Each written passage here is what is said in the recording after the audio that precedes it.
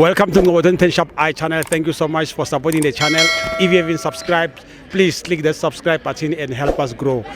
And for breaking news, please visit our website www.ngobo2010shopi.co.za. Tada.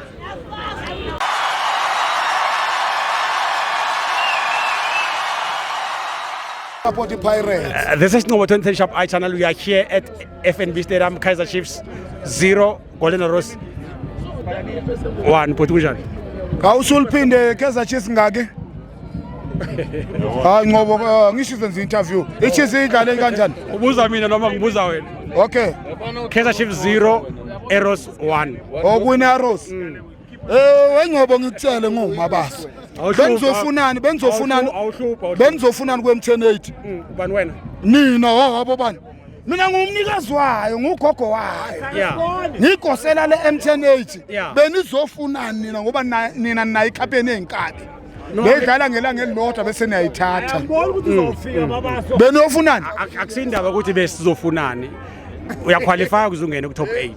Kona kufani nokuzwila utest bo MTN8 ukuthi mnandi kanjani. Exactly. Hambani olinda le campaign enkabi. Le Toyota Cup. Hayi lena yethu lena. Nina nisigomela ngokuthi nina ngithathe MTN8 15 times in the row. Sanitshela ukuthi ibhakani yayeza izobuyela ibuyile. Ubonile basiqathe nani? Angibona. Awu kahleni webhodi sepulukwane. Oh, lepulukwane. Imangabi impilo yethu singabalandeli bePirates ophelele epulukwane. Sofela khona. Lena. ePeter Mokaba Stadium singamabhakana sobe yasiphila. Ene thina songaba. Nasho ngathi siyahamba sona iminyene. Waphuthi ngikutshele ngoMabaso. Wabona le thimnyana yenu lena. Ayilungisa indaba zayo phuthi. Waphuthi ngikutshele ngoMabaso. iMTN8 uhlukile neToyota Cup. Ungafanisi le cup eyinkabe kudlala ngelanga elilodwa. Nidlala ngelanga elilodwa bese niyawina nithi nina nashaya. Ungathi uyashaya ushaya umuntu odrive itekisi. Umuntu odrive itekisi uyahluphekela ngikutshela ngafundanga. Ile cup enjalo kuyithatha ni. Hayi le MTN. Maybe nomnikazi ngikutshele ngoMabaso. Animkhipha ama battery. Sakhuluma kakhulu animkhipha ama battery. Unfortunately, we are out of the MTN8.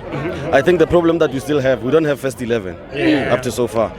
And I don't understand or why our coach changed the first lineup here last week, but I think because of some injuries, Tabata Silva, I don't know why Velapa was not available as well.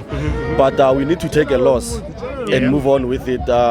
I think I always say, you get chances, you miss the chances, you get punished. This is what happened. We get so many chances first half. We were supposed to score at least 3 goals, but we could not score. And then Peterson made that mistake. That was a mistake of a goalkeeper.